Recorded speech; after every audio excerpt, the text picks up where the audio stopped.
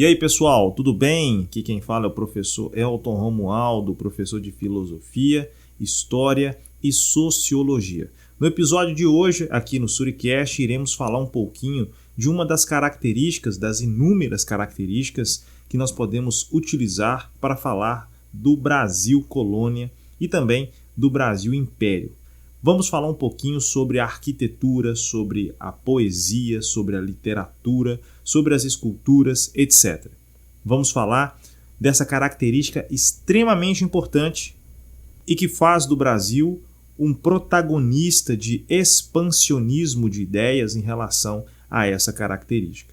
Se você ficou curiosa, se você ficou curioso, já vou te dar a resposta para você já ir se acomodando aí. Nós vamos falar um pouquinho do barroco, pessoal.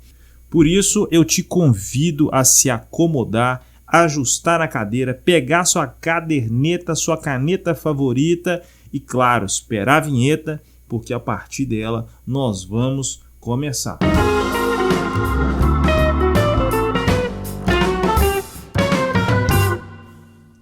Então, já acomodados, bora ao que nos interessa. O barroco foi um estilo artístico nascido na Itália do século XVI que se espalhou pelos países da Europa e pela América Latina.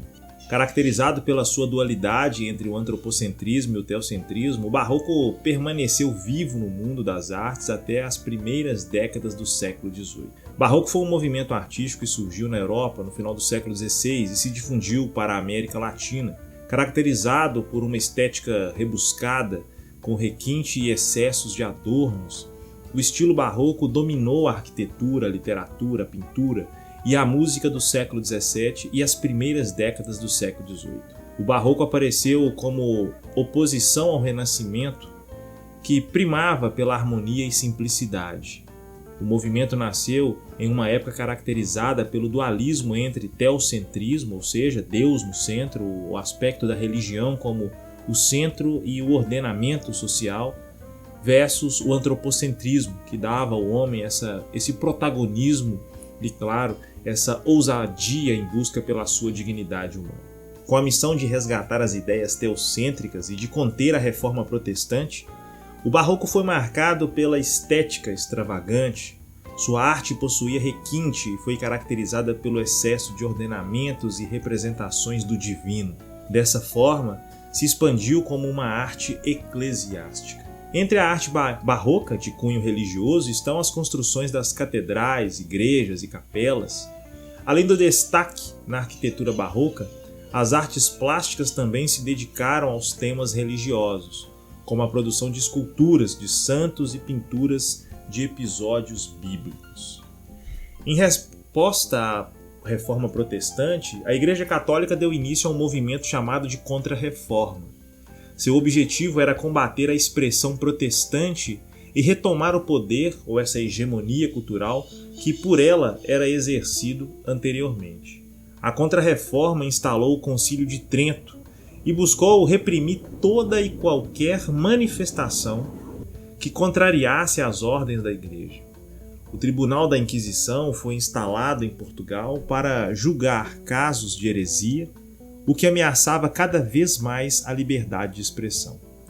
Assim, a Igreja Católica retomou sua autoridade e a divisão do cristianismo foi necessariamente estabelecida. Nessa época, o Concílio de Trento autorizou a criação da Companhia de Jesus, que teve um papel importante na divulgação das ideias católicas. Nesse contexto surgiu o barroco, que acabou se tornando um estilo que representava bem a tensão da oposição entre ideias relacionadas à religião e as relacionadas à filosofia e à racionalidade. O movimento se apresentou como uma arte religiosa, que tinha a missão de difundir a fé católica. Os vestígios do catolicismo refletiam claramente nas produções do período, na arquitetura, nas artes plásticas e na literatura. Várias igrejas e capelas foram construídas, estátuas de santos foram esculpidas, monumentos foram erguidos, passagens bíblicas foram pintadas e, de uma certa forma, representadas. A arte barroca refletia também a contradição do período histórico, o clima turbulento de repressão e severidade, os contrastes, as oposições e dilemas que fizeram com que o homem ficasse dividido entre antropocentrismo e teocentrismo. Desse modo, os autores barrocos utilizavam do jogo de palavras e de ideias para expressar o sentimento da época. Os dilemas expostos, na arte através de antítese, paradoxos e interrogações eram expostos cotidianamente. No Brasil, o barroco foi muito forte no estado de Minas Gerais, principalmente sob a influência do artista Aleijadinho. Ele se tornou um dos nomes mais conhecidos dentre o movimento, tanto no Brasil quanto em outros países. O movimento chegou no Brasil pelos colonizadores, isto é, pelos portugueses, e tinha como intenção a difusão da arte sacra e da catequização dos índios. O barroco mineiro teve outro importante nome, que foi Mestre Ataíde, um dos grandes nomes da pintura barroca no Brasil. Mestre Ataíde, por exemplo, era militar e nasceu e viveu boa parte de sua vida na região de Mariana, Ouro Preto, Minas Gerais.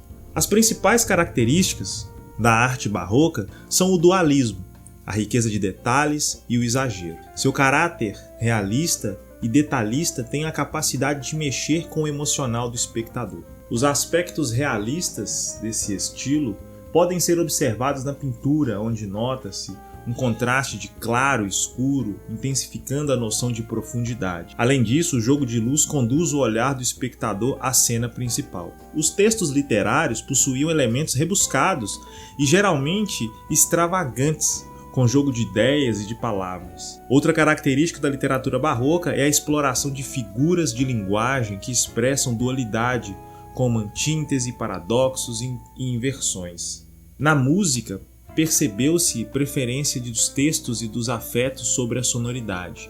Embora o estilo polifônico e o contraponto da música sacra tenha permanecido, a melodia procurou fontes mais populares. Com movimento e exuberância formal, as esculturas davam a impressão que tinha vida própria. Elas causavam um grande impacto nos espectadores, sobretudo pela dramaticidade e a teatralidade das expressões. Com elementos em formas contorcidas e aspirais, a arquitetura barroca conferia um efeito de dinamismo.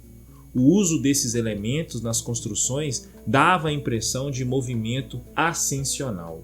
Algumas das principais características da arte barroca, como por exemplo, foram o cultismo e o conceptismo, dualismo e contradições, exageros e rebuscamento, complexidade e obscuridade, morbidez, valorização do detalhe e por aí vai. Com a linguagem rebuscada e a conotação religiosa, a poesia barroca tem como característica marcante o uso de figuras de linguagem. Através de antíteses e paradoxos, o poeta barroco expressava seus sentimentos de forma exagerada. Os principais temas trabalhados pela escola barroca foram fugacidade da vida, ilusão, instabilidade das coisas, morte, castigo, o sobrenatural, o apelo à religião, o heroísmo, erotismo, arrependimento, narração de cenas trágicas e, claro, o misticismo. Já a literatura barroca foi marcada por duas características principais, o cultismo e o conceptismo. No cultismo, com uma linguagem culta e rabuscada, o cultismo explorava o jogo de palavras. Nesse estilo, percebia-se e percebe-se o exagero na valorização dos detalhes. Já no conceptismo, caracterizado pelo racionalismo e retórica aprimorada, o conceptismo explorava o jogo de ideias. Esse estilo trabalhou com a definição de conceitos, seguindo um raciocínio lógico. O barroco dominou a cena artística durante todo o século XVII e seguiu até as primeiras décadas do século XVIII, como já fora dito. O estilo predominou na Europa e na América Latina, porém apareceu em períodos diferentes em cada país.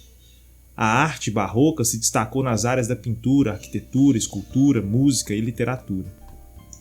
Apesar da influência do barroco europeu, a arte barroca no Brasil adotou características próprias. Alguns estudiosos afirmam que o barroco mineiro tenha se aperfeiçoado e desenvolvido uma escola independente, conhecida como Rococó. A vida cultural das cidades, como Sabará, Ouro Preto e Mariana, foram marcadas por esse período. Por isso, a arquitetura e outras expressões artísticas como a arte sacra, a música, se desenvolveram na região e deixaram importantes registros para o barroco. Uma coisa importante é pensar que o barroco mineiro ele teve essa característica do rococó, e o rococó também é um movimento estético que surgiu na França do século XVIII, no contexto do iluminismo, e faz uma transição entre o barroco e o neoclassicismo. Mas como eu havia dito, no Brasil em particular, o rococó está presente na arte barroca e soa como uma espécie de aperfeiçoamento do barroco tradicional de origem europeia. O rococó é marcado pela superficialidade, caráter hedonista e ornamental, e também apresenta curvas suaves e linhas curvas no seu processo de escultura, de pintura, etc. Por isso, é importante grifar que o rococó também é conhecido como curvas, uma tradução um pouco pobre, mas não deixa de ser uma espécie de sinônimo do significado da palavra de rococó. E esse período, que ficou conhecido no século XVIII como o período hedonista, também cabe pensar que sofre uma forte influência da Reforma Protestante e também da Contra-Reforma. Igrejas como Nossa Senhora do Carmo, alguns ornamentos da igreja Nossa Senhora do Rosário dos Pretos, em Sabará, ambas as igrejas, possuem forte influência do rococó e são, do início ao seu fim, marcados pelo barroco. Por outro lado, a igreja Nossa Senhora do Ó, datada de 1722, uma das primeiras igrejas coloniais do Brasil, marcada pelo barroco e com uma influência do chinês, conhecido como chinesis, que possui cores azul, vermelhas.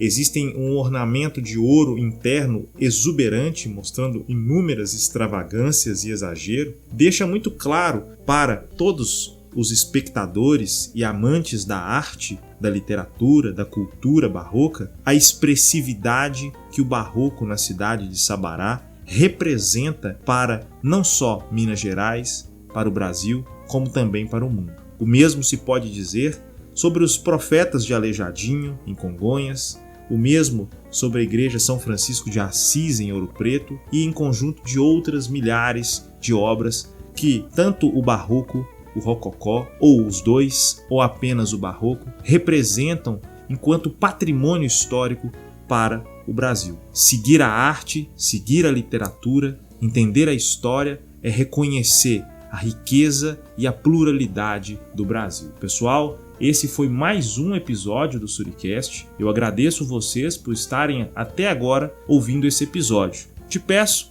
que me siga nas redes sociais, coloca lá no seu Instagram, @EltonRomualdo, e claro, não deixe de avaliar colocando um joinha aí ou 5 estrelinhas nesse podcast. Meu muito obrigado e até o próximo episódio. Valeu!